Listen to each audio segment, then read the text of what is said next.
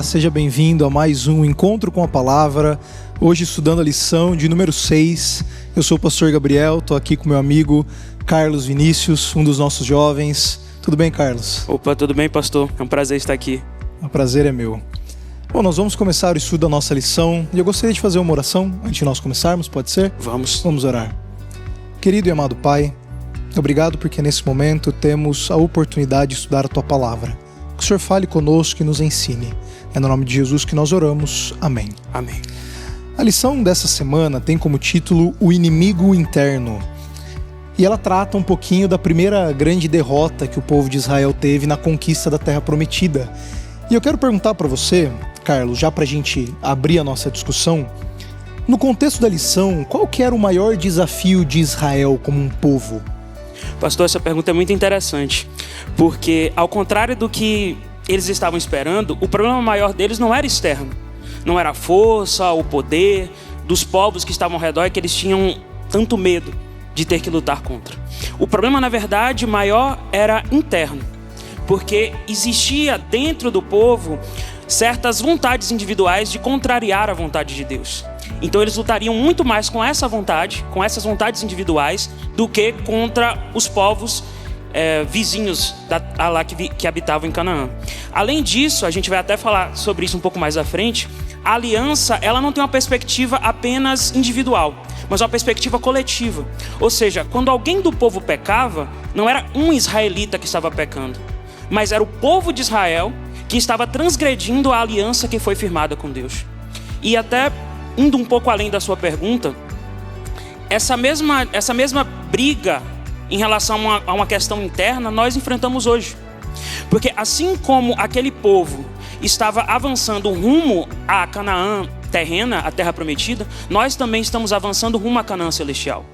E há justamente essa briga entre a visão bíblica de uma herança futura, de uma herança celestial, que está lá em 1 Pedro capítulo 1, versículo 4, que a lição destaca, essa vontade bíblica e a visão terrena, de prazeres, de vontades imediatistas.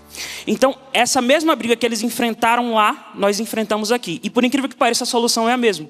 É você abnegar, você abrir mão da sua vontade, abrir mão dos seus desejos para ser fiel a Deus.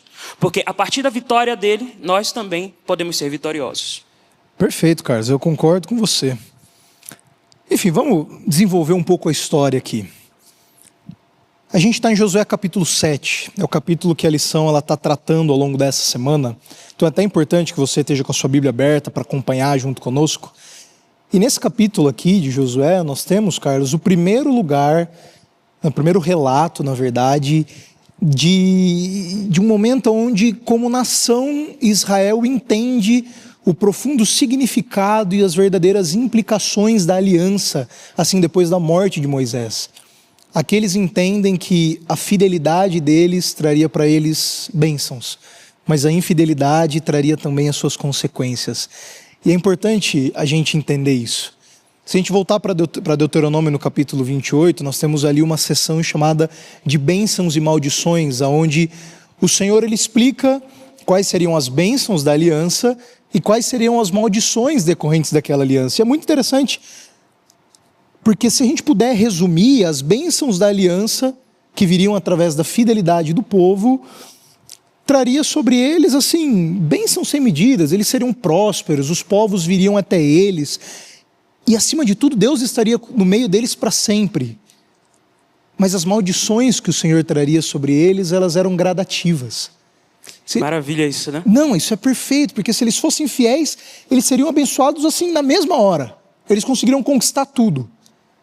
Mas caso eles fossem infiéis, começaria pela plantação não dando muito trigo, a colheita sendo fraca. Isso ia de forma gradativa, parece que Deus mostrando para o povo que ele estava infeliz com o que estava acontecendo. Até quando eles sofrem as maldições, eles sentem a graça e a misericórdia de Deus. Exatamente, exatamente. E aqui eles começam a perceber, Deus não tira deles a terra, mas eles perdem a primeira batalha. A primeira batalha depois de Jericó, né? E a questão é, o texto relata uma derrota triste de Israel contra o povo de Ai. Eles ficam preocupados. Josué fica muito chateado com o que acontece.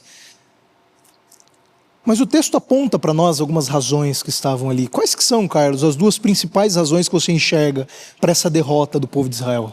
Olha, a primeira razão é até muito óbvia, né? E aí, até se você que está em casa for no título do capítulo 7, no meu aparece o pecado de Acã. Então, a primeira razão acho que já fica muito de cara. Acã pecou. Acho que não há nem dúvida em relação a isso. Se você que está em casa for até o capítulo anterior, Josué 6, versículo 18, você vai ver que houve uma ordem específica que foi trazida por Josué no sentido do seguinte, ó, a cidade ela está condenada. Tudo que está lá está condenado. Apenas algumas coisas vão ser consagradas a Deus. Então não tomem essas coisas para si, porque se vocês tomarem, vocês vão trazer desgraça para o povo. Josué foi sempre franco em relação a isso. Então acho que não há nenhuma dúvida, é muito claro no texto bíblico, que Acã pecou e essa é uma das razões para aquela derrota ter acontecido. Mas o problema não se esgota aí. Você vê também um outro pecado que não tá tão óbvio, mas ele existe, que é o seguinte. Os líderes, Josué, não só Josué, mas os líderes do povo, eles estavam autoconfiantes. Diferente da batalha de Jericó, que eles viram uma cidade fortificada, gigante, cheia de tropas, em que eles tiveram muito medo. Não. Nesse momento, quando eles olham para Ai, eles veem uma cidade fraca. Tanto que ele diz assim, não vamos nem mandar tantos homens para eles não se cansarem. Vou mandar só alguns.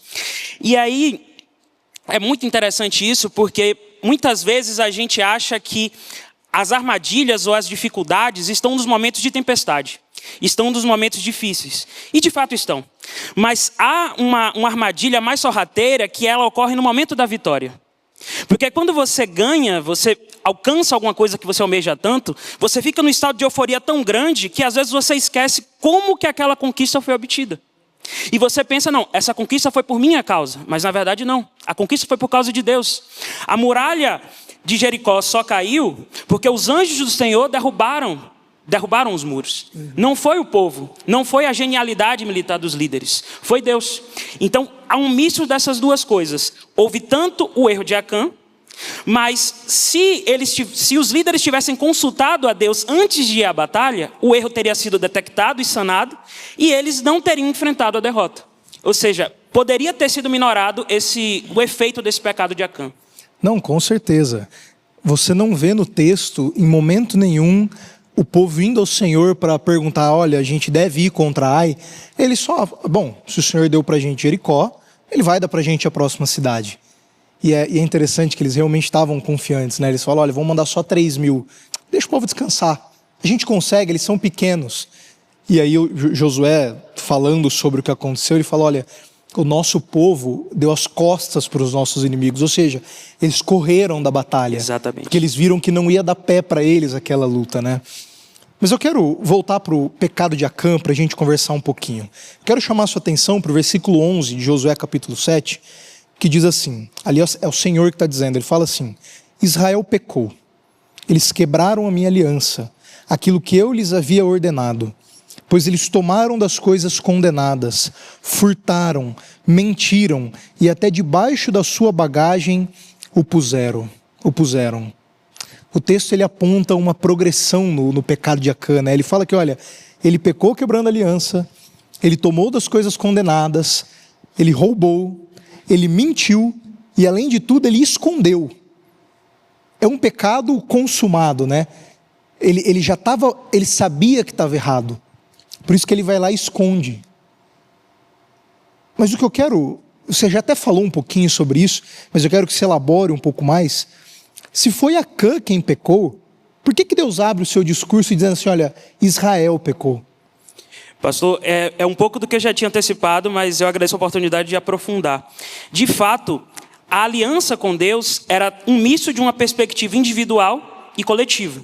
Você precisava da aceitação de cada um dos que estavam ali, para que a aliança fosse firmada. Então, lá no Êxodo, Moisés apresentou os termos da aliança e o povo, de forma uníssona, disse, não, nós aceitamos, tudo que te disseres, nós vamos cumprir.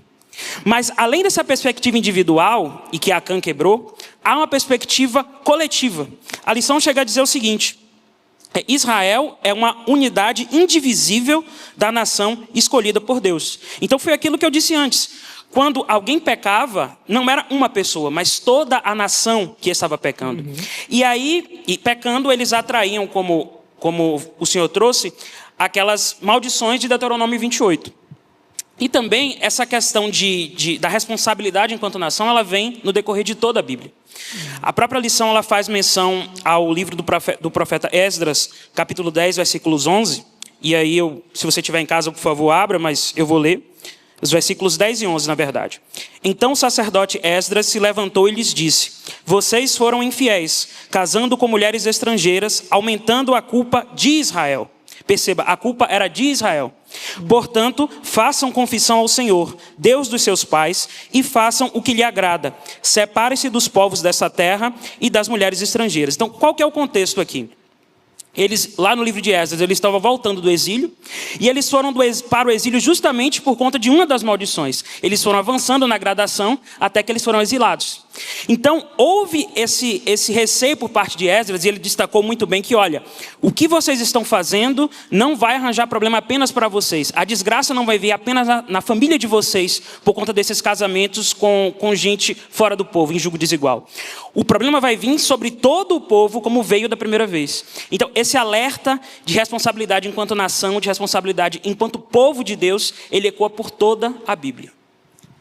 E isso é muito interessante, essa dimensão coletiva da aliança, porque no versículo 12, quando Deus dá a razão, né, ele fala, olha, foi por esse pecado, foi porque Israel pecou que eles não puderam resistir aos seus inimigos. E ele termina o versículo 12 dizendo, olha, eu não continuarei com vocês, se vocês não eliminarem o pecado do meio de vocês. Isso, né? E é duro. É Deus dizendo assim, olha, existe um acordo entre nós. E vocês não estão cumprindo a parte de vocês. Mas, Senhor, foi só Acã. Acã é parte do povo. Se existe alguém no meio de vocês que está descumprindo a aliança, vocês, como povo da aliança, precisam lidar com isso. O pecado precisa ser eliminado no meio de vocês. Da mesma forma como ele fala para Moisés em Êxodo 33, depois do episódio do bezerro de ouro, dizendo, olha, se vocês não se arrependerem, eu não vou no meio de vocês, ele fala a mesma coisa agora.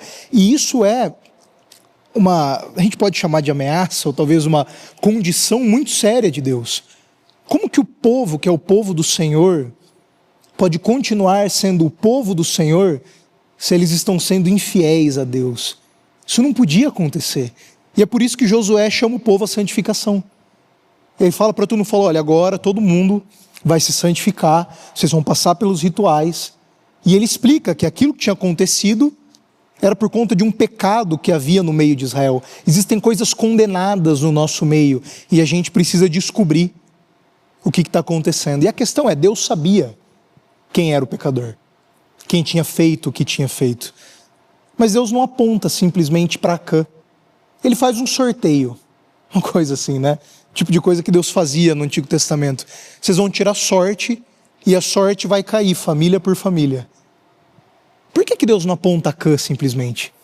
Pastor, antes de falar dessa pergunta específica, eu acho muito interessante o ponto que você trouxe agora há pouco. Porque a gente se esquece que o pecado, quando você peca, você rejeita Deus. O pecado não é simplesmente o descumprimento de uma regra, mas é a rejeição da vontade de Deus. Então, por isso que era muito grave naquele contexto, tanto na época do bezerro de ouro, como no momento de Acã. Porque no momento em que eles pecaram, eles disseram, eu rejeito a vontade de Deus. E mais do que isso, eu rejeito ser o povo de Deus. Por isso que Deus não poderia, porque Deus, por conta do caráter dele, que respeita o livre-arbítrio, ele não ia forçar que o povo fosse o seu povo. Ele apenas poderia agir, e ele fez assim desde o Êxodo, ele apenas poderia agir como Deus daquele povo se aquele povo aceitasse ele como Deus deles. Por isso que ele foi tão duro nessa fala. Indo em relação à forma em que o pecado de Acã foi revelado, é muito interessante, porque o nosso Deus é um Deus de ordem. Nada é aleatório ou despropositado. Então, aquele rito, aquele procedimento que ele trouxe, foi mais uma oportunidade de reflexão, de arrependimento a Acã, a sua família e também a todo o povo. O espírito de profecia, ele deixa muito claro isso, que aquele momento era uma oportunidade de reflexão a todo o povo. Então imagine que nós estamos lá na classe dos jovens. E o Senhor chega lá e fala o seguinte: não, há um problema aqui na classe dos jovens. Os jovens estão com um problema. Vai ficar todo mundo se olhando assim: será que eu fiz alguma coisa? Será que eu não fiz? Outra coisa é se você chegar e dizer: não, pessoal, eu marquei essa reunião aqui porque tem um problema com o Carlos. Apenas eu que vou dizer: opa, entendeu? Perde-se toda uma oportunidade de reflexão. E antes que se diga, aquilo não foi uma tortura psicológica para pressionar a Acã, para dizer: olha o que você está fazendo. Não. Esse mesmo procedimento, se a gente observar bem, é o procedimento que foi usado para a escolha do rei Saul, lá em 1 Samuel. Foi por tribo, depois por família, depois por casa. Então perceba, não é para torturar, não é porque é uma coisa negativa, mas sim porque, dada a gravidade, dada a seriedade daquela situação, o povo precisava refletir. E interessante também dessa condenação de Acã, que a lição deixa claro uma coisa que às vezes, se a gente lê muito rápido o capítulo, não fica tão claro. Porque não foi só Acã que foi condenado, não é só ele que sofre a punição, mas toda a família. E aí a gente vê, por exemplo, no direito, uma questão muito, muito cara, que é a ideia de intranscendência. É o seguinte: a pessoa, ou melhor dizendo, a penalidade, ela se esgota na pessoa do condenado. E aqui a gente está vendo, mas como é que Acã pecou e a família dele que está sofrendo junto com ele? Mas espera aí, a lição esclarece isso. Ela diz o seguinte: olha, se Acã escondeu aquelas coisas na sua tenda, a família dele também foi responsável, porque a família não se manifestou.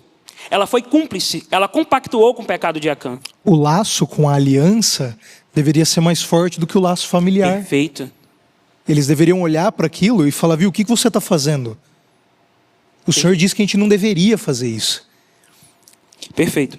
E isso é uma coisa muito interessante, porque Acã, ele teve a oportunidade de dizer: eu não preciso fazer sorteio.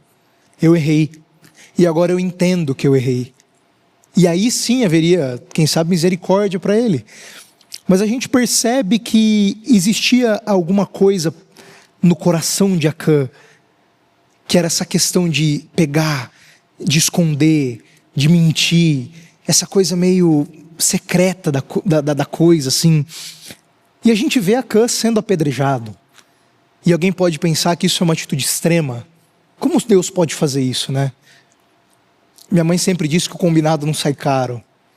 Quando a gente vai para a aliança, lá em Números existe uma descrição muito clara de que o pecador que se arrepende, existe misericórdia para ele. Ele vai ser perdoado. Mas em Números 15, versos 30 e 31, fala de uma outra categoria de pecador, que é aquele que peca deliberadamente.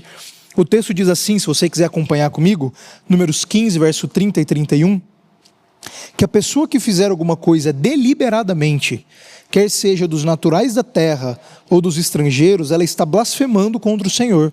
E tal pessoa será eliminada do meio do seu povo, pois desprezou a palavra do Senhor e desrespeitou o seu mandamento. Essa pessoa será eliminada e a sua iniquidade será sobre ela. Se Acã recebe a punição que ele recebeu, é porque o seu pecado foi um pecado deliberado. E a gente vê que de fato foi deliberado. Moisés, quando ele escreve o livro de Gênesis, e ele está se referindo ao pecado de Eva, que também foi um pecado deliberado, de Adão e Eva, né, especialmente, ele usa as mesmas palavras, a mesma terminologia, a mesma construção para falar sobre o pecado de Acã. Ele diz ali que ambos viram a capa, a fruta, ambos desejaram aquilo, e então eles agiram. Eva sabia que Deus havia proibido ela de comer do fruto, Adão também sabia, assim como Acã, e todos eles comeram ou tomaram da capa. Explicitamente o casal sabia que era proibido, e Acã também sabia, explicitamente, é proibido fazer isso. Mas eles olham, eles desejam, eles tentam encobrir. Quando Deus chega no jardim, Adão e Eva fogem, Acã esconde. Olha, ninguém vai ficar sabendo. Existe um objetivo maior do que a fidelidade, que é a minha satisfação. eu acho que isso é bom para mim. Sabe, isso mostra muito para nós uma dimensão do coração do ser humano. A Bíblia diz que enganoso é o coração do homem mais do que todas as coisas.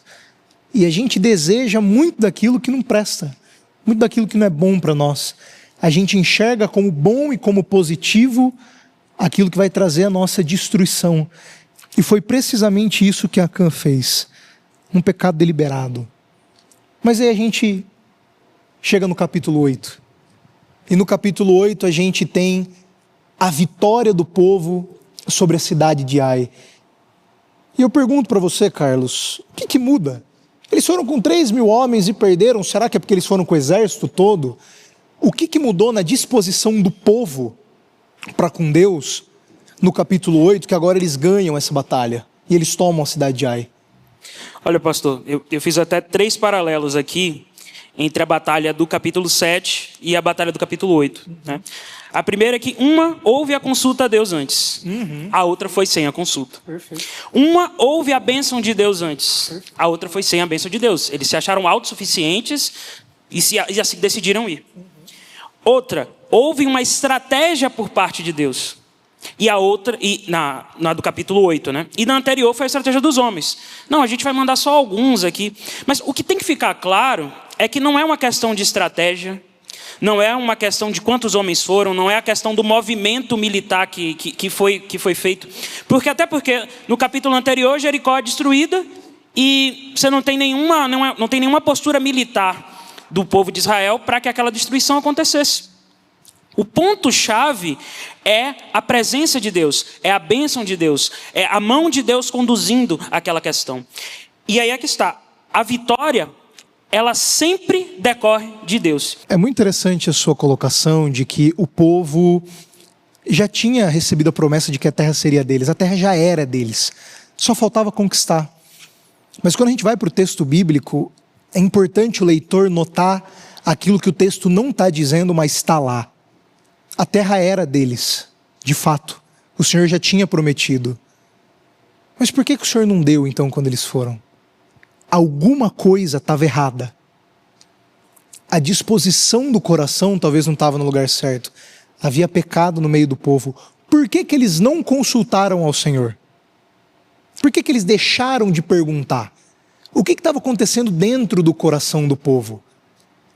E aí a gente percebe que talvez havia algo além, quem sabe até do próprio pecado de Acã. Havia o pecado de Acã? Havia. Mas será que o povo não estava orgulhoso de si mesmo? Manda 3.000, a gente consegue. Deixa o povo descansar. Quantos o Senhor pediu para a gente mandar? Porque mais para frente, a gente vê com Gideão, o Senhor mandando 300. E deu tudo certo. Não vai mandar tudo isso aí não. 300 é suficiente. 3.000, será que era isso que o Senhor queria? Será que de forma pedagógica o Senhor não estava ensinando alguma coisa? Até para o próprio povo, de que aquilo que eles faziam tinha consequências. E essa consequência ela foi grave. Algumas pessoas morreram por causa disso. Eles correram. E mais do que isso, eles colocaram o nome do Senhor em jogo. A gente vê Josué falando no versículo 6 a 9, ele rasga suas roupas, ele prostra o rosto em terra, e ele fala com o Senhor, ele fala, Senhor, por que o Senhor fez isso com a gente? O que as pessoas, os cananeus, os egípcios, todo mundo está aqui em volta, o que eles vão falar do Senhor? Porque nós somos o teu povo, e a gente perdeu, o que eles vão pensar do Senhor a respeito disso? E a gente vê essa mesma dinâmica com Moisés. Moisés fala, Senhor, o que eles vão pensar do seu nome? Se o Senhor destruir esse povo, o seu nome está em jogo. Carlos, por que essa preocupação com o nome do Senhor? O que isso significava? É muito interessante, porque isso tem reflexo até o dia de hoje.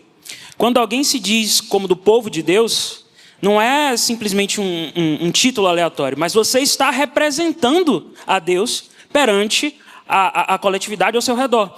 Por isso, esse cuidado que Josué pontuou, mas que obviamente o próprio Deus tinha. Aquela trajetória que o povo de Deus estava enfrentando desde que saiu do Egito, não era despropositada. Não era apenas mais uma nação no espaço-tempo, não. Ali era uma promessa que estava sendo cumprida, que foi prometida a Abraão, que foi prometida, na verdade, desde o jardim do Éden, e que estava em curso através daquele povo. E aí, aprofundando ainda mais isso, naquela época, no tempo antigo, quando você tinha uma batalha entre duas nações, não era simplesmente aquelas duas nações que estavam batalhando, mas os deuses que aquelas nações cultuavam. A gente vê isso muito claro lá nas pragas do Egito. Quando há aquelas pragas, não é simplesmente para atacar o povo egípcio, não. É para demonstrar que os deuses deles não eram nada. A gente vê isso também na história de Ezequias, porque quando Senaqueribe chega, ele fala, olha, eu passei na terra de todo mundo e os deuses deles não fizeram nada, eu ganhei de todo mundo. Por que que você acha que o seu Deus vai ganhar? Aliás, o seu Deus deve estar do meu lado. Imagina, né? Era esse entendimento, né, dessa coisa assim, olha, se eu ganhei é porque meu Deus é mais forte que o seu. Você falou de Senaqueribe, eu lembrei também de outro lá, que está lá em 1 Reis, salvo engano, 20, em que o rei da Síria ele vai lutar contra Israel e eles perdem a primeira batalha. A Síria perde, Israel ganha. E aí eles, salvo engano, 1 ano depois, eles vão de novo. E eles falam o seguinte, olha, a gente vai ganhar dessa vez porque aquela primeira batalha lá foi nas montanhas. Então o Deus de Israel é forte nas montanhas, mas na planície os nossos deuses são mais fortes. Exatamente, era bem territorial a coisa. Só que detalhe, eles perdem de novo, né? Eles perdem de novo, exatamente. Porque o nosso Deus não é um Deus de montanha ou de planície, é o Deus de tudo. Ele é um Deus sobre tudo, né? Isso é muito interessante. Sabe, o povo era o povo do Senhor. Eles carregavam o nome do Senhor. Eles eram propriedade peculiar do Senhor. Tudo que eles faziam era em nome do Senhor. Eles saíram do Egito e Deus agiu com aquela maneira poderosa para que o rei do Egito soubesse quem era o Senhor. Isso é explicitado no texto o tempo todo. Para que eles saibam que eu sou o Senhor. Para que eles saibam que eu sou o Senhor. A fidelidade ou a infidelidade de Israel diria para as pessoas ao redor quem é o Senhor. Se eles fossem fiéis, Deuteronômio faz a promessa, que se eles fossem fiéis, todos os povos viriam até eles para saber quem era o Senhor. E a infidelidade deles traria ignomínia para o nome do Senhor. Como que isso fala com a nossa vida hoje, né? Se eu sou um cristão, se eu carrego o nome do Senhor, como que eu posso jogar o nome do Senhor na lama? Se as pessoas sabem que eu sou pastor, como que eu posso agir como alguém que nem conhece a Cristo? Se as pessoas sabem que eu sou cristão, como que eu posso agir como um pagão, alguém que não conhece a Deus? Como que eu posso ter a mesma vida que todo mundo tem, se eu fui chamado para ser diferente? A gente tem uma responsabilidade como crentes. Nós somos criados à imagem e semelhança do Senhor, mas não só isso, nós somos comprados por Cristo, e se nós somos batizados e nós aceitamos a Jesus como nosso Senhor e Salvador, nós somos suas testemunhas aqui nessa terra. E como que eu posso ser uma testemunha que vive jogando o nome do meu Senhor no lixo? Eu acho que dessa história é isso que mais salta para mim. E eu quero dar para você o tempo agora, Carlos, para em 30, 40 segundos você dar a sua consideração final de tudo isso. O que fica?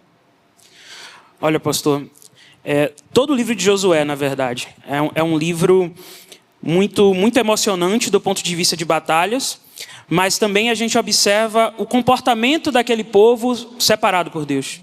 E hoje nós também somos, ou deveríamos ser, um povo separado por Deus. Essa ideia de responsabilidade de alguém que carrega o nome do Senhor é algo que toca muito em mim, e acho que deve chamar a atenção também do pessoal de casa. Será que você está honrando o nome do Deus que você está carregando? Fica este ponto. E mais ainda, como é que você está agindo em relação a Deus nos momentos de vitória? Será que você está, de fato, atribuindo o crédito dessa vitória a quem merece, que é Deus? Ou você está se achando autossuficiente para decidir a sua vida como quer que seja? Então, acho que são esses os dois pontos principais. A nossa responsabilidade, enquanto carregamos o nome de Deus, e como nós nos comportamos em relação às vitórias. Nós precisamos ter sempre em mente que tudo que nós conseguimos, nós devemos agradecer a Deus. Não foi algo que veio de nós, ou que foi conseguido pelos nossos próprios méritos. Da mesma forma, quando a salvação chegar, ou melhor dizendo, quando Jesus voltar e nós possamos morar com Ele, isso também não é nenhum mérito nosso. é um mérito dele e que nos foi possibilitado através da fé. Então acho que é mais ou menos esses pontos que mais me marcam em relação à lição. Carlos, muito obrigado, viu? Que Deus continue te abençoando. Assim a gente encerra a nossa lição e fica o convite para que você se aprofunde mais nesse tema, para que você vá mais fundo, para que você discuta com sua classe, com as pessoas que estão aí perto de você. Como que a gente está carregando o nome do Senhor? Que interessante isso. Você pode orar para nós, Carlos? Claro. Oremos. Amado Deus e Pai, muito obrigado, Senhor, por mais este momento de reflexão a partir da sua lição.